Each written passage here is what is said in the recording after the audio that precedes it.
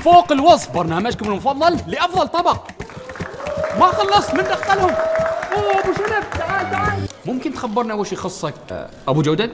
أنا دايما أصمم أزياء نفسي. بصراحة في البيت يسموني بلقيس ملكة الطبخ. أحب البرجر. ولا غلطة ولا مجنون خلطات، أنا اليوم فايز. يا خبر اليوم بفلوس بكرة ببلاش. خالتي؟ نعم. كيف شي خبز الخال؟ ماله ما شيء، تفضل. الله.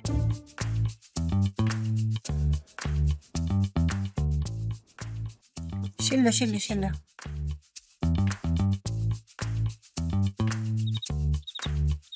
أخذها ما كنا جاهز؟ 200.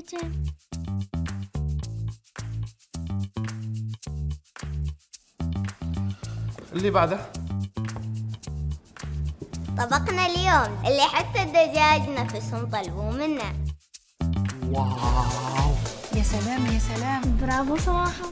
حطينا النقاط على الحروف. خلاص الفايز معروف. ومن هنا أشكر اليد اللي ربتني علمتني أكبر على الأفضل.